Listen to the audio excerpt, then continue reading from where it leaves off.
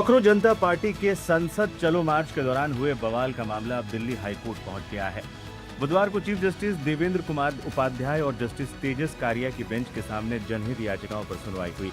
अदालत में पुलिस की कार्रवाई को लेकर ऐसे संगीन आरोप लगाए गए जिसने पूरे प्रशासन पर सवाल खड़े कर दिए हैं। याचिकाकर्ताओं की ओर से पेश हुए वरिष्ठ वकील एन हरिहरन, विकास सिंह और गोपाल शंकर नारायणन ने अदालत में पुलिस पर बेहद गंभीर आरोप लगाए। वकीलों ने दलील दी, प्रदर्शन पूरी तरह से शांतिपूर्ण था, लेकिन पुलिस ने बर्बरता की हदें पार कर दी। पुलिस की लाठियों में कीलें लगी थी और इलेक्ट्रॉनिक और पैलेट लाठियों का इस्तेमाल किया गया। सबसे गंभीर आरोप महिला प्रदर्शनकारियों के साथ छेड़छाड़ और उनके प्राइवेट पार्ट्स पर लाठी मारने का था। वकीलों ने दावा किया कि सिविल कपड़ों में भी कुछ लोगों ने छात्रों पर हमले किए, जिसमें कम से कम 90 छात्र घायल हुए हैं।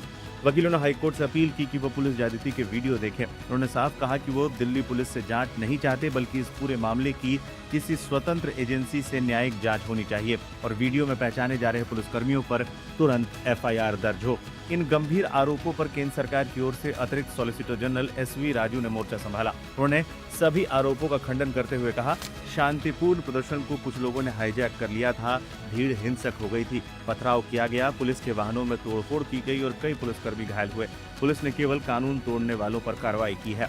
दोनों पक्षों को सुनने के बाद हाईकोर्ट ने सरकार से तीखे सवाल किए हैं। अदालत ने पूछा, क्या ये इक्का दुक्का मामले हैं? सुप्रीम कोर्ट ने रामलीला मैदान आदेश का हवाला देते हुए कोर्ट से कहा कि गैर कानूनी भीड़ से निपटने में भी कानून तय है। अदालत ने केंद्र सरकार को नोटिस जारी करते हुए जवाब दाखिल करने के लिए 4 सप्ताह का समय दिया है। वहीं एक बड़ा फैसला सुनाते हुए कोर्ट ने सोनम वांगचुक को जंतर मंतर से हटाए जाने के खिलाफ दायर याचिका को भी खारिज कर दिया। एक तरफ छात्रों पर बर्बरता और छेड़छाड़ के गंभीर आरोप, तो दूसरी तरफ पुलिस पर हमले की दलील। अब इस मामले के अगली सुनवाई 11 सितंबर को होगी।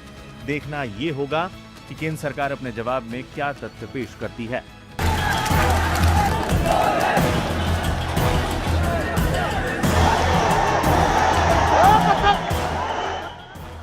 राजधानी दिल्ली में छात्रों के प्रदर्शन और पुलिस की कथित बर्बरता का मामला अब सुप्रीम कोर्ट की चौखट से होते हुए सोशल मीडिया के संग्राम में तब्दील हो गया है।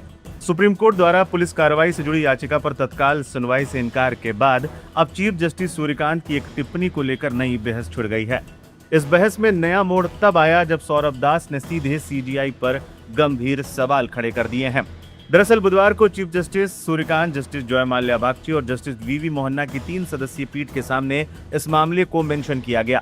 याचिकाकर्ता के वकील ने गुरुवार को मामले की जल्द सुनवाई की मांग करते हुए अदालत से पुलिस बल प्रयोग के वीडियो दिखाने की पेशकश की, लेकिन मुख्य न्यायाधीश सूर्यकांत ने 2 टूक शब्दों में कहा, हमें वीडियो देखने में कोई रुचि नहीं है, हमारे पास वीडियो देखने का समय भी नहीं है। जब वकील ने दोबारा जोर देते हुए कहा कि छात्रों के साथ हिंसा हुई है और वीडियो ही इसका सबूत है, तब भी अदालत ने अपना रुख नहीं बदला। सीजीआई ने सख्त लहजे में कहा, अपना और हमारा समय बर्बाद मत कीजिए, हम कोई वीडियो नहीं देखना चाहते। चीफ जस्टिस की इस टिप्पणी ने सोशल मीडिया पर भूचाल ला दिया। इसके तुरंत बाद सौरभ दास की एक पोस्ट सोशल मीडिया पर तेजी से वायरल होने लगी। सौरभ दास ने सीधे सीजीआई पर निशाना साधते हुए लिखा, इतने बड़े पदों पर बैठे ऐसे लोग हमारे लोकतंत्र पर धब्बा हैं। हमारा सुप्रीम कोर्ट इससे बेहतर का हकदार है। सूर्यकांत जी को समझना चाहिए कि इतना अहंकार ठीक नहीं है। भारत सरकार को उन्हें समझाना चाहिए। आपको बता दें कि पूरा विवाद 20 जुलाई को संसद के मानसून सत्र के पहले दिन हुए संसद चलो मार्च से जुड़ा है। नीट यूजी परीक्षा में हुई कथित गड़बड़ियों के खिलाफ हजारों छात्र कॉकरोच जनता पार्टी के बैनर तले सड़कों पर उतरे थे। प्रदर्शनकारियों की मुख्य मांग केंद्रीय शिक्षा मंत्री धर्मेंद्र प्रधान का इस्तीफा और नेशनल टेस्टिंग एजेंसी एनटीए में सुधार की थी। एक तरफ छात्र अपनी हकों की लड़ाई लड़ रहे हैं, तो दूसरी तरफ सुप्रीम कोर्ट ने फिलहाल इस मामले को तत्काल सुनने से इनकार कर लिया है। लेकिन सीजीआई पर सौरभ दास की तीखी टिप्पणी ने मामले को एक नया और विवादित राजनीतिक रंग दे दिया है। देखना यह होगा कि क्या इस बयान पर कोई कानूनी एक्शन लिया जाता है। मामले पर आपकी क्या प्रतिक्रिया है, हमें जरूर बताएं।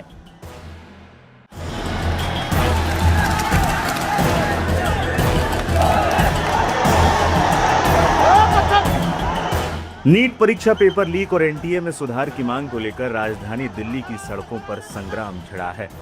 लेकिन केंद्रीय शिक्षा मंत्री धर्मेंद्र प्रधान की इस्तीफे की मांग कर रहे छात्रों और कॉकरोच जनता पार्टी को अब सुप्रीम कोर्ट से भी बड़ा झटका लगा है। बुधवार को सुप्रीम कोर्ट में इस प्रदर्शन के दौरान पुलिसिया कार्रवाई के खिलाफ एक याचिका दाखिल की गई थी। याचिकाकर्ता ने इसे तत्काल सूचीबद्ध करने की मांग की थी, लेकिन सीजीआई सूर्यकांत ने सख्त लहजे में कहा, हमारा समय बर्बाद मत करो और अपना समय भी बर्बाद मत करो। जब वकील ने दलील दी कि छात्र महत्वपूर्ण मुद्दा उठा रहे और उनके पास पुलिस की क्रूरता दिखाने वाली वीडियो मौजूद हैं, तो सीजीआई ने बातचीत को बीच में ही काटा और उन्होंने कहा, आपका बहुत बहुत धन्यवाद। हमें वीडियो में कोई दिलचस्पी नहीं है, हमारे पास देखने का समय नहीं है। आपको बता दें, एक दिन पहले दिल्ली हाईकोर्ट ने भी ये कहते हुए मामले से किनारा कर लिया था कि अदालत को इसमें मत घसीटे। मैं आज भारत देश की मेंशनिंग किया था, जिसमें भारत देश के लाखों बच्चे जंतर मंतर पर पीसफुली प्रोटेस्ट कर रहे हैं। हमारे यहाँ से शुरुआत हुई थी।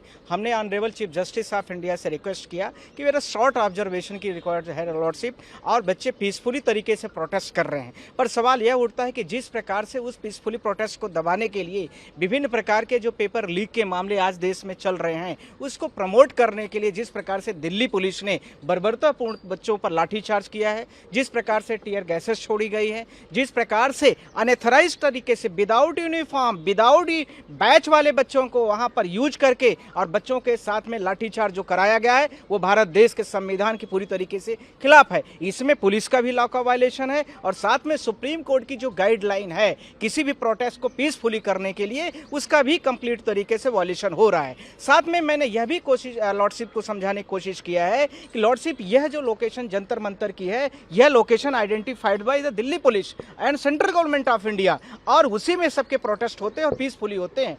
पिछले 25 दिन का रिकॉर्ड देखा जाए तो बच्चों का पीसफुली प्रोटेस्ट चला है, उसमें कहीं भी कोई भी ऑब्जर्वेशन पुलिस नहीं कर सकती। पर 2 दिन पहले जिस प्रकार से पुलिस का मिसबिहेव हुआ है, जिस प्रकार से बच्चों को पार्कों में घुस के मारा गया है, जिस प्रकार से दिल्ली पुलिस के जो बड़े ऑफिसर, कई सारे IPS ऑफिसरों को मैंने देखा है कि लड़कियों को थप्पड़ों से मार रहे हैं, तो कोई डंडों से उसको पीछे से मार रहे हैं। बहुत सारे सोशल मीडियाज में आप लोग देख, निहत्थे बच्चों पर पत्थर मारा जा रहा है। पत्थरों के बड़े सारे आपने देखा होगा कि वहां पर ट्रैक्टर खड़े हैं और वो क्या कहते हैं उसको, हाईवास खड़े हैं।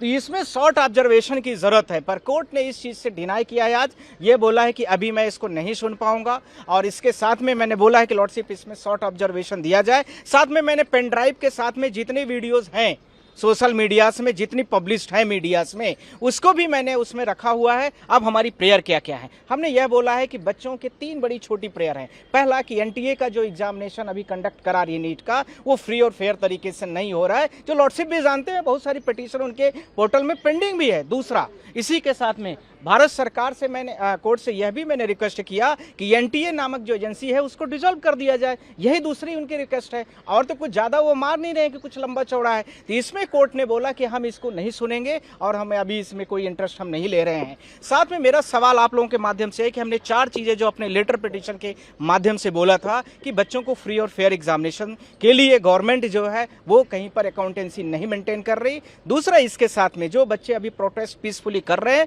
उनको पीसफुली प्रोटेस्ट करने का आर्टिकल 19(1)(b) और 1(c) में कंप्लीट तरीके से आर्टिकल दिया हुआ है, वो पीसफुली कर रहे हैं। इसलिए उस समय पर जो भी व्यक्ति इस तरह से वायलेशन और लॉ का उल्लंघन कर रहा है, जिसमें पुलिस ऑफिसर, RAF, CISF के जवान और बिना नाम और बिना बैच के, बिना यूनिफॉर्म वाले जिन लोगों ने बर्बरतापूर्ण बच्चों के साथ बिहेव किया है, वो पूरी तरीके से निंदनीय है और उसमें पुलिस FIR होनी चाहिए। इसके लिए भी मैंने कोर्ट से रिक्वेस्ट मेरे पिटीशन में था।